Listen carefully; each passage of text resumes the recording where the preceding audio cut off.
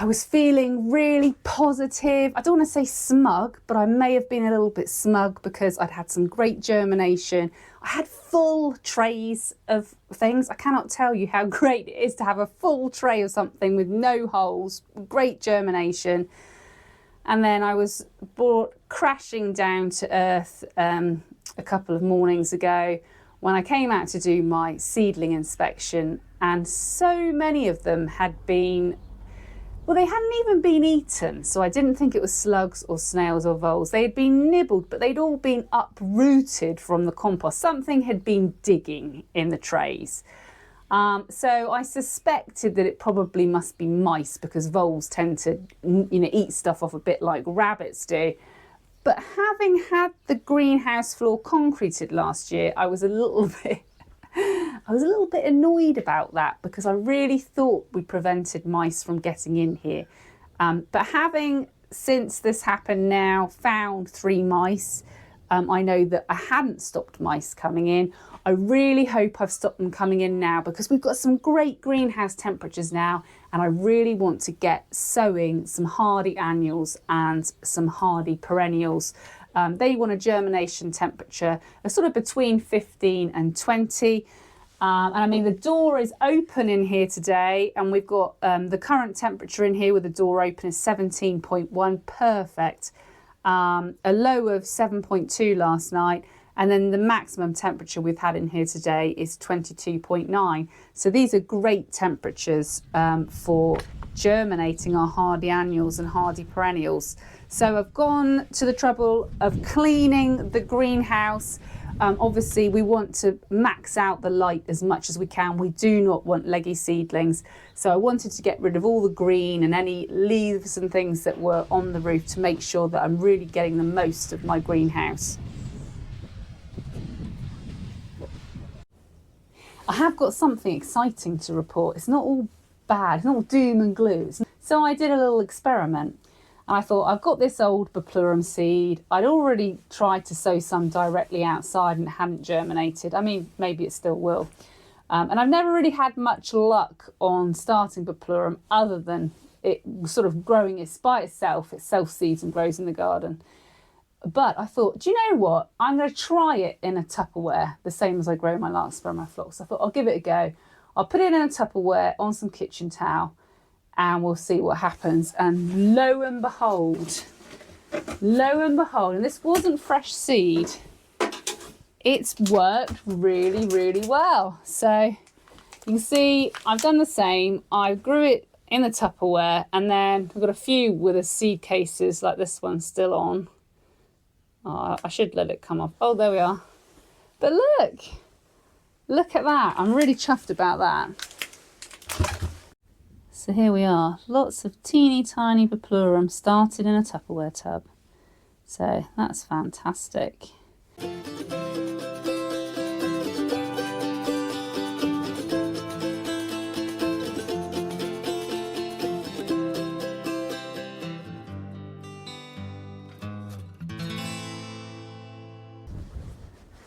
Hello, my name's Suzanne.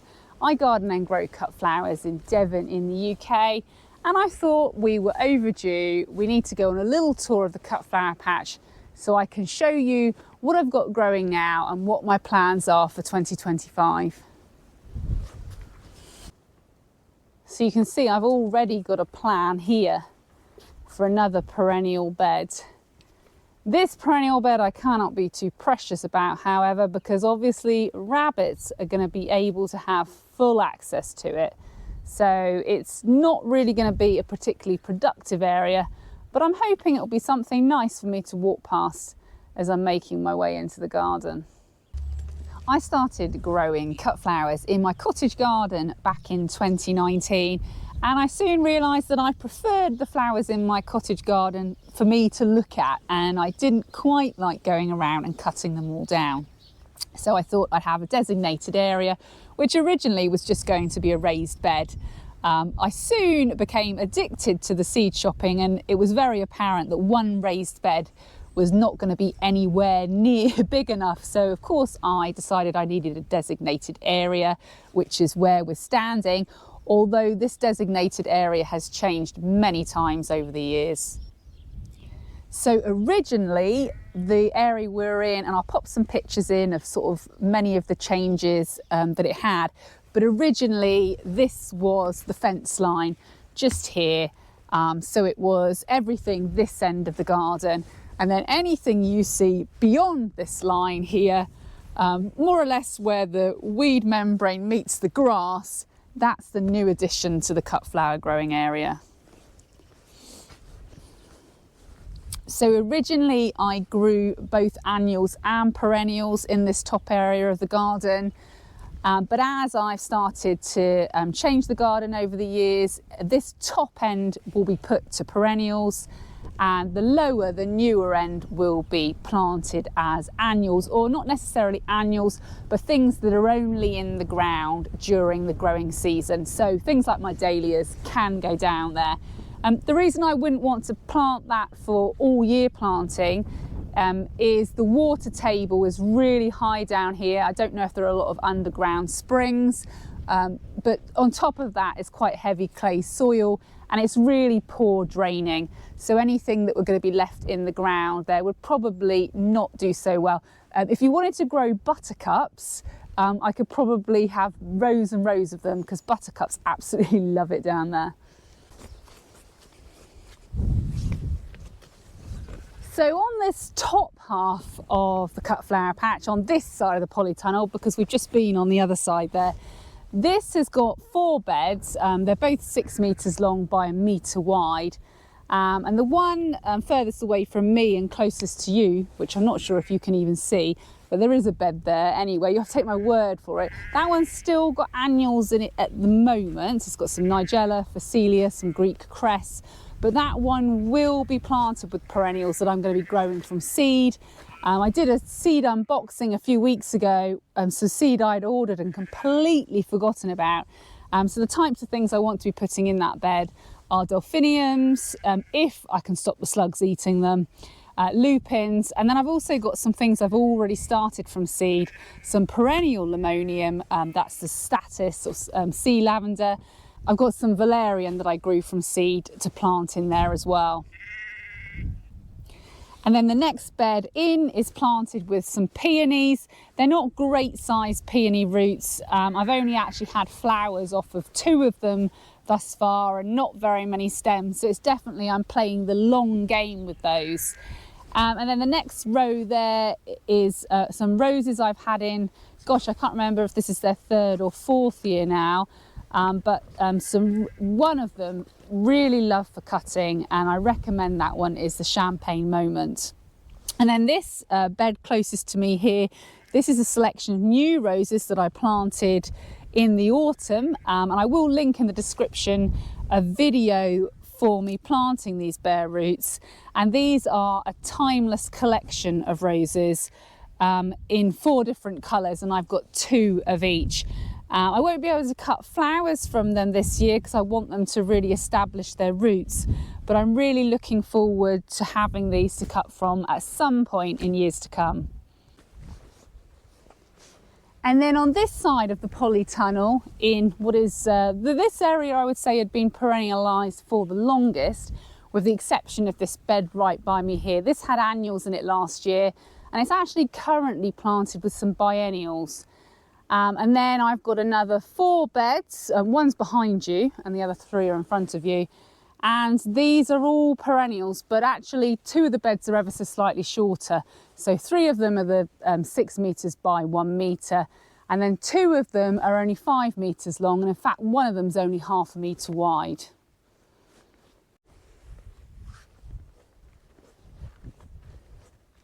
So you can see biennials are not doing tremendously well this year. I think possibly they were planted a bit late.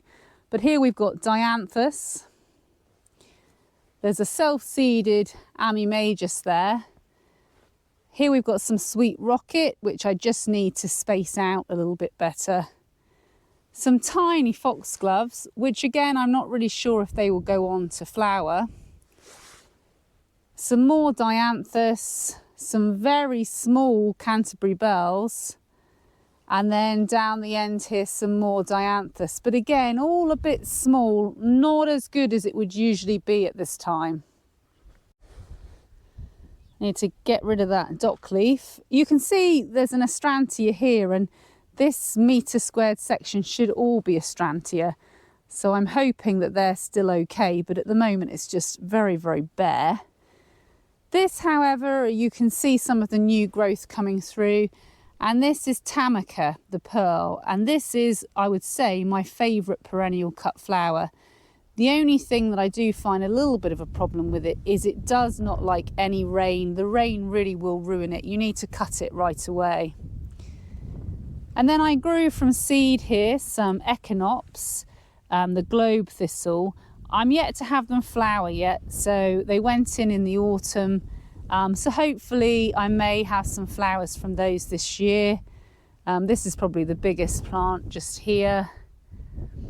And then you can see I've just got sporadically planted in some of these beds some alliums. So it'll be quite nice to see those flower. This is a metre squared section of oregano. In fact, I would say it was a little bit bigger than a metre squared. And then these are some achillea plants, some yarrow, which really aren't doing very well. So you'll notice if you watch my video, I've actually got some achillea seed to start some of the achillea summer berries from seed. And then I can go ahead and put new plants in this metre squared section. And I've got a few bits of bronze fennel on the end here, which actually I'll probably will rehome somewhere else. They didn't thrive here last year. And then in here we have not anywhere near a metre squared. We've just got 3 plants of Veronica. Obviously they're not showing any new growth yet, they're just twigs, but I'm pretty sure that they'll be okay. And then we've got a few more alliums here, toad flax. This should be a metre squared section of valerian, but I can only see a couple of plants there, so it may well be that I'll pop some different type of perennial in here. This is the gooseneck loosestrife, and this is the white. Another allium there, and then this is just one row of valerian plants, which actually they probably won't stay there. That was just a case of finding somewhere to overwinter them.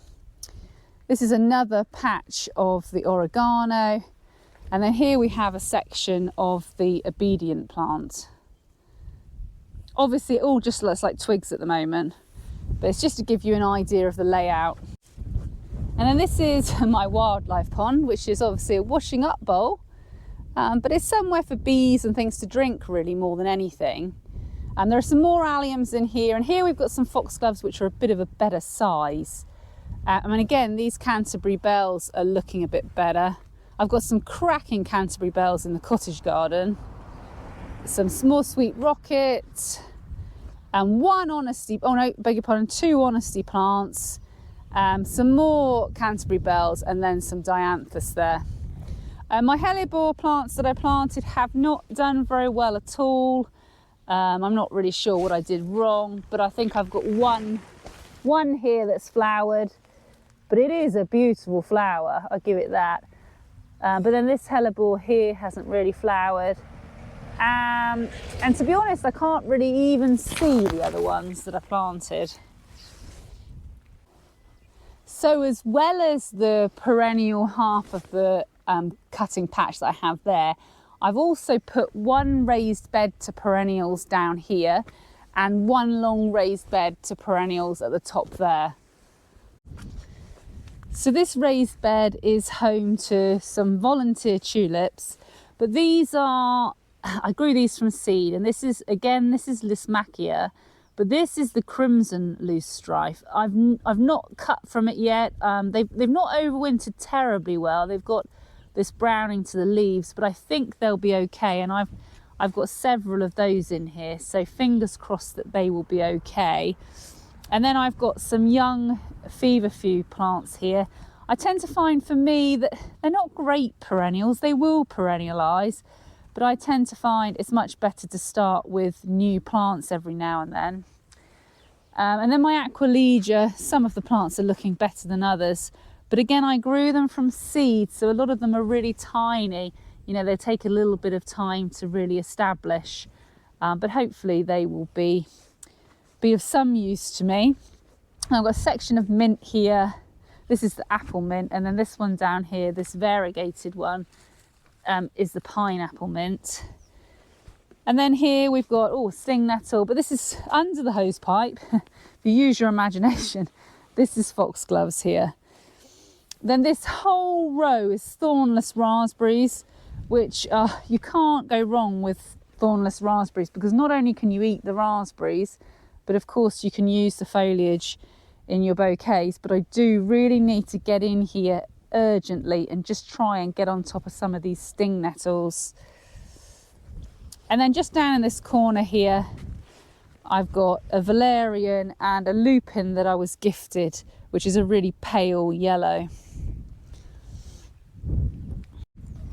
And then I have a willow hedge along this side of the perennial area, and obviously the willow's all been coppiced now, so it should start to put on some new growth.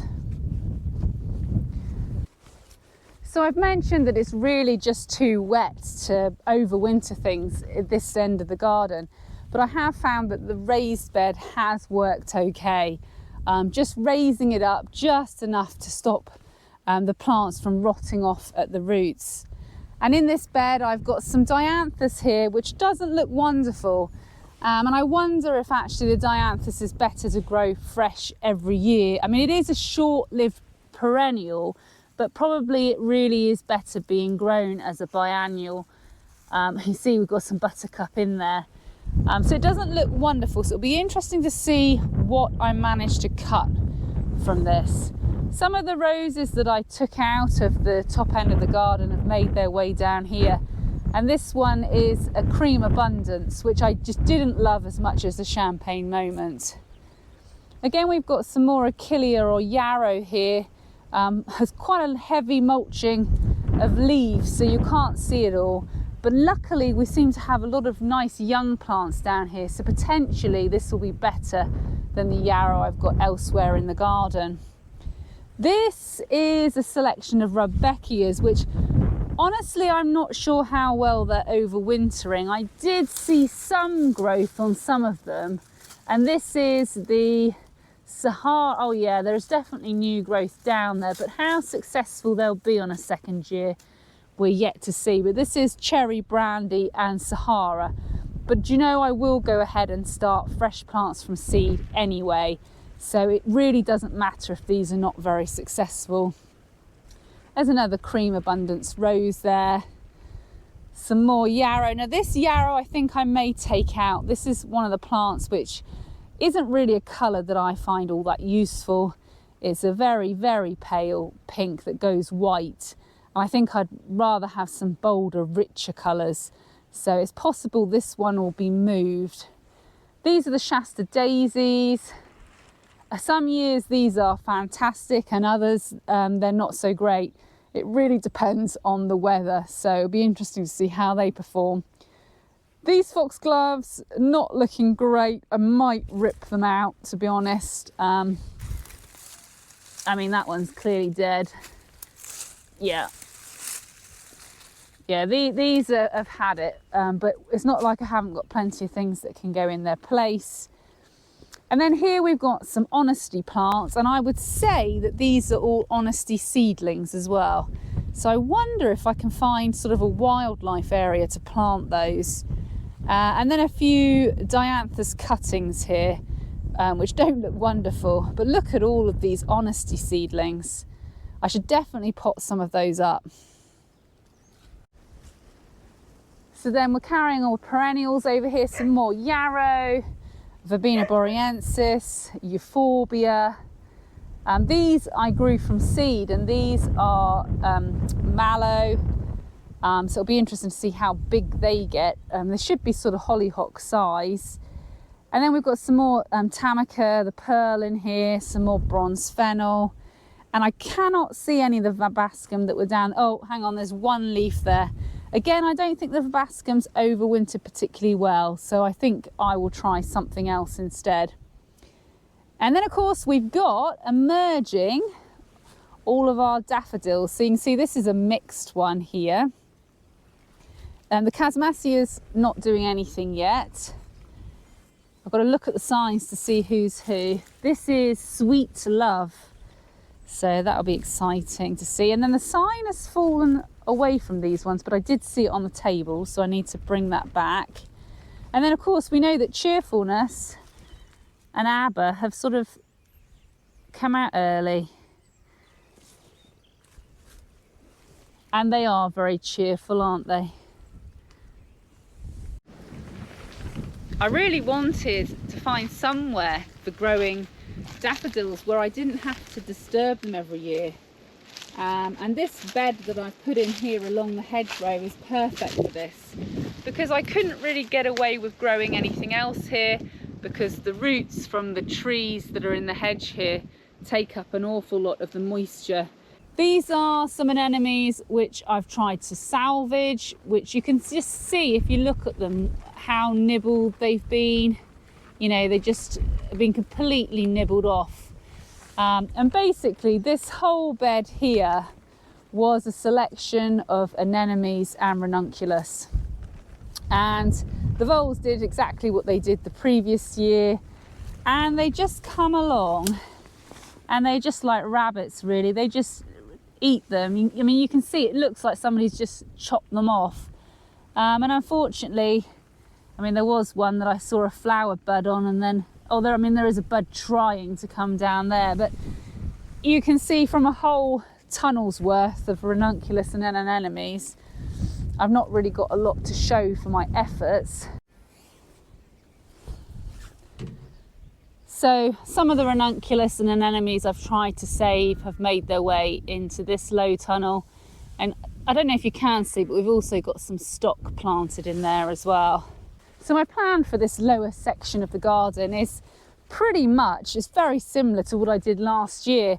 I think some of the main differences will be that the dahlias will not be planted into exactly the same beds they were in. They'll shift you over to a bed where I've not had dahlias before, and that's just to help if there was any disease in the soil, to stop spreading it. I haven't found any signs of gall or anything like that yet, but actually I haven't checked all of my dahlias.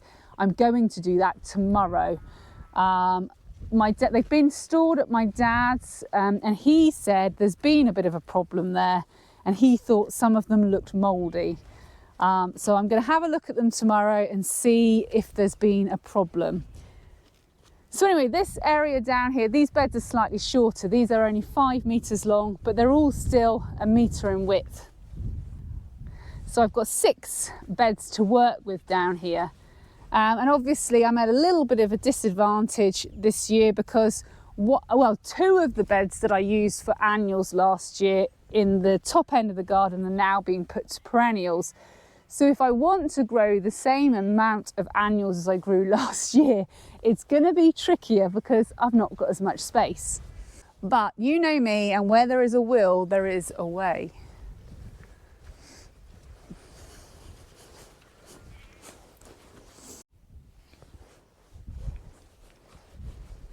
So one of my first plans is, I've always had this tiny little bed here. It's only 3 meters long, and it's never done really very well. And that's because when I did it, I did a pretty rubbish attempt. I didn't prep the bed properly. I didn't build it up, so it was very wet. And the things I had growing in it, which, you know, in most places grow out of control like a weed, wouldn't even grow. So I had mint and oregano in here, and they're just totally smothered with weeds.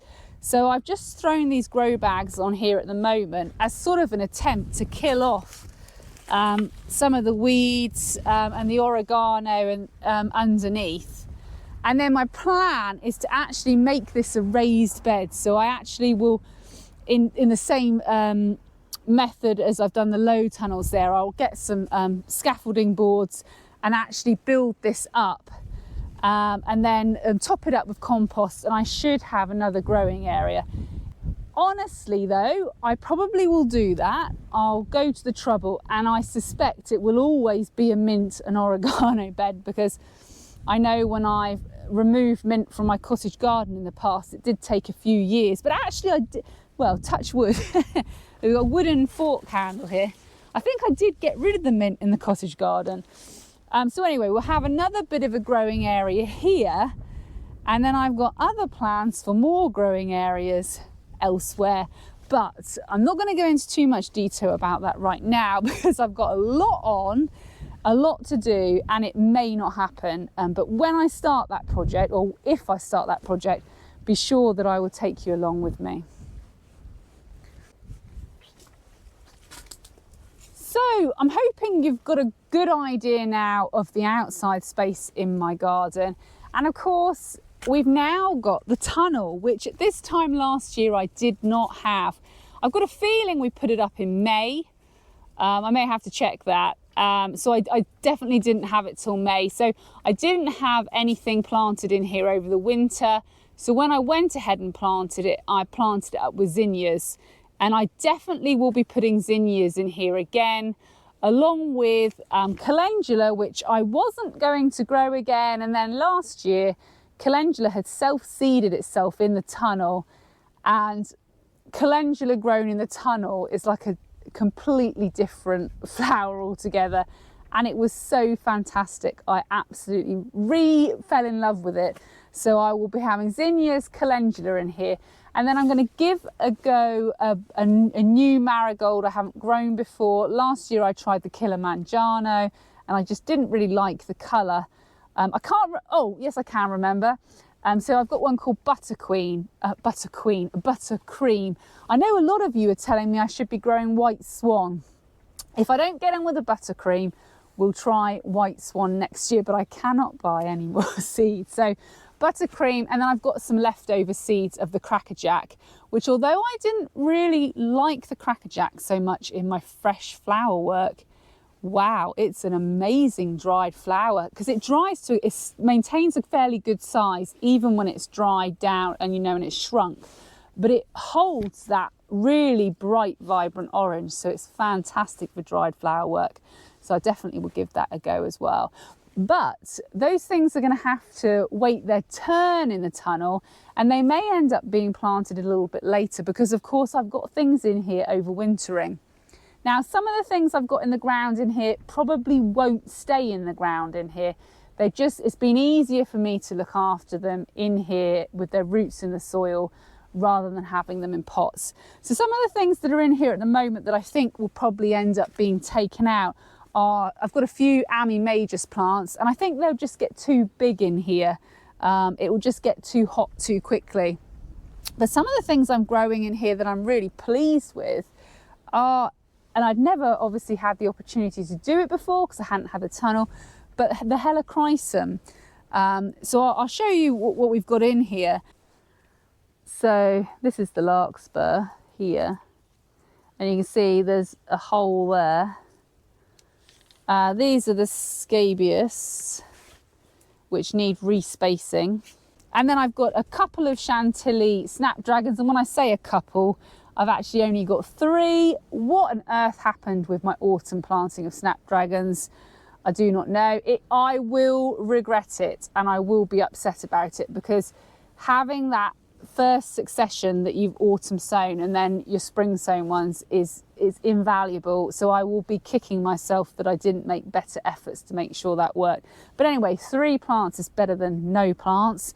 I've got some calendula that I've actually planted, so they're not self-sown ones this time. I've planted one called Pink Surprise, which is new to me. It's not one I've grown before. But look at these Helichrysum. Do these not look absolutely fantastic? And then I've got some wallflowers, because I've heard I grew wallflowers outside last year, and honestly I wasn't that thrilled by them, but I have heard that the way to grow them is in a tunnel. So let's see if it works for me. And then we've got the dianthus there. They were cuttings. I've got a feeling this one that's gone a bit of a funny colour isn't rooted properly. And then moving up here, we've got some more Helichrysum that were planted a little bit later, and some more wallflowers, and then of course the Phacelia at the end there. I've got a very dead lady's mantle here.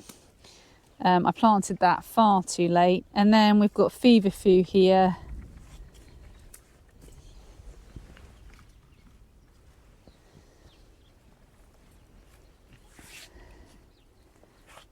Nigella.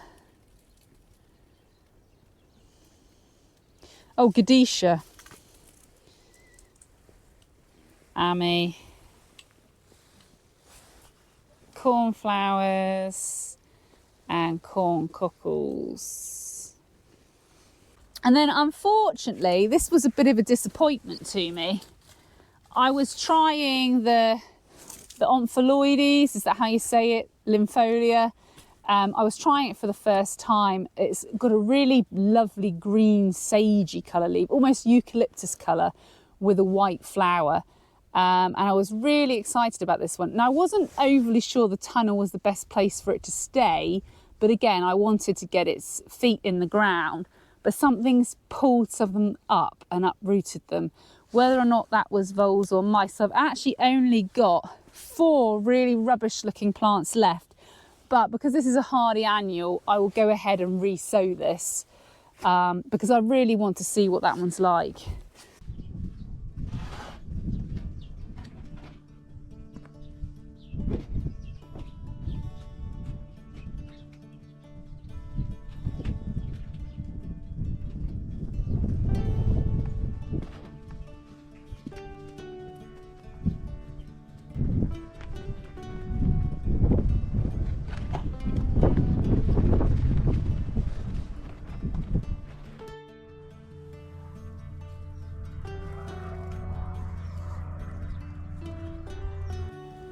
So a job for the weekend is to plant these sweet peas out. They've been hardening off and they will be going on the archway here.